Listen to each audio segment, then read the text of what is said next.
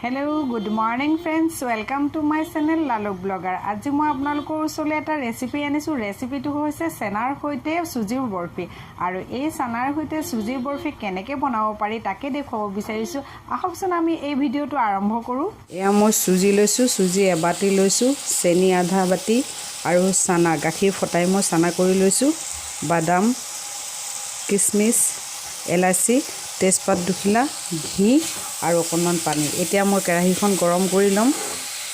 এয়া মোৰ কেৰাহী গৰম হৈ গৈছে আৰু ইয়াত মই এতিয়া প্ৰথমতে বাদামখিনি ভাজি ল'ম আৰু ইয়াত দিম এতিয়া মই ঘি।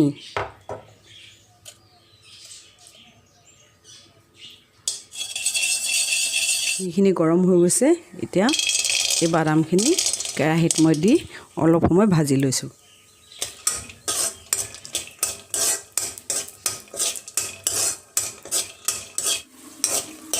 এয়া বাদামখিনি ভাজি হৈ গ'ল আৰু এতিয়া মই এইখিনি এখন প্লেটত মই উলিয়াই ল'ম।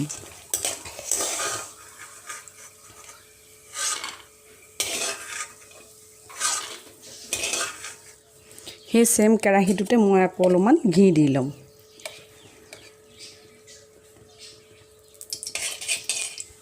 আৰু ঘিখিনি মেল্ট হ'বলৈ দিম।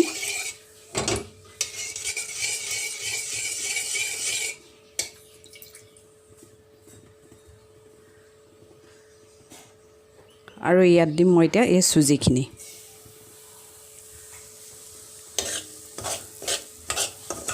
আৰু এই সুজিখিনি অকণমান মই ভাজি ল'ম।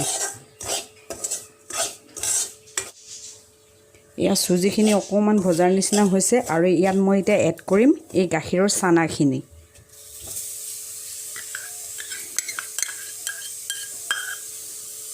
আৰু এইখিনিও সুজিখিনিৰ লগতে আৰু অলপ ভাজি ল'ম।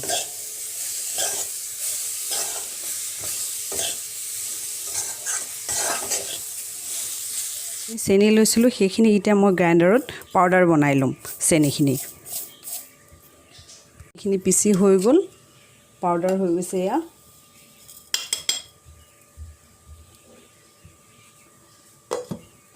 এয়া চুজিখিনি প্ৰায় মোৰ ভাজি হৈ গৈছে আৰু ইয়াত মই এতিয়া এড কৰিম এই কিশমিশখিনি, লগতে এই তেজপাত দুখিলা আৰু এয়া ভাজি থোৱা বাদামখিনি। আৰু এইখিনি এতিয়া মই অকণমান ভালকৈ ভাজি ল'ম।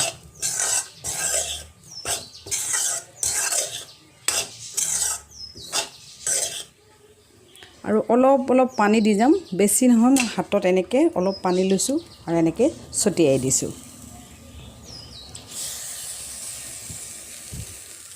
ইয়াত মই এড কৰিম এয়া এলাচি পাউডাৰখিনি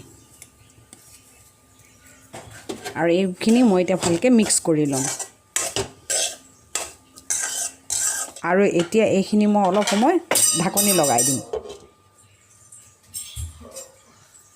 এয়া মোৰ এতিয়া চুজিখিনি ভাজি হৈ গ'ল আৰু এয়া চুজি সিজিও গৈছে। আৰু এতিয়া মই চুজিখিনি ঠাণ্ডা কৰি লৈছোঁ আৰু ইয়াত দিম এতিয়া মই পিচি থোৱা চেনিখিনি। মই যিখিনি চেনি পিচি থৈছিলোঁ সেইখিনি মই ইয়াত এড কৰি দিছোঁ। গৰমে গৰমে মই এড কৰা নাই, নহ'লে চেনিখিনি গলি যাব যে। মই ঠাণ্ডা কৰিলোঁ, অলপ গৰম হৈ থাকোঁতে মই চেনি পাউডাৰখিনি ইয়াত মিক্স কৰি দিছোঁ।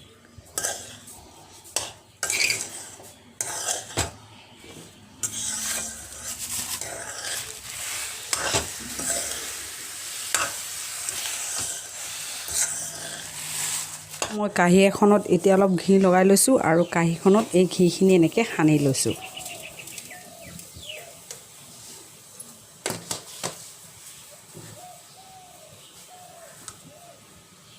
আৰু চুজিখিনি মই এই কাঁহীখনতে উলিয়াই লওঁ।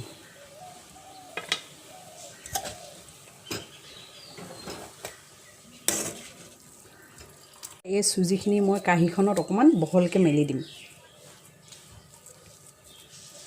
আৰু অলপ লাহে লাহে এনেকৈ হেঁচি দিম।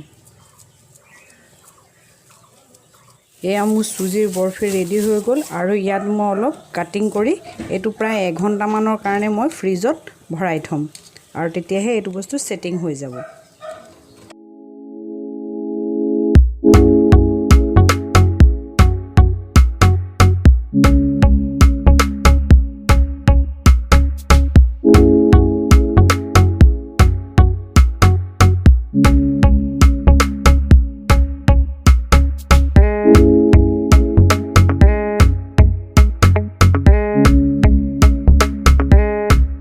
এয়া ৰেডি হৈ গ'ল মোৰ আৰু এইখিনি মই এতিয়া ফ্ৰিজত প্ৰায় এঘণ্টামান ৰাখি দিম।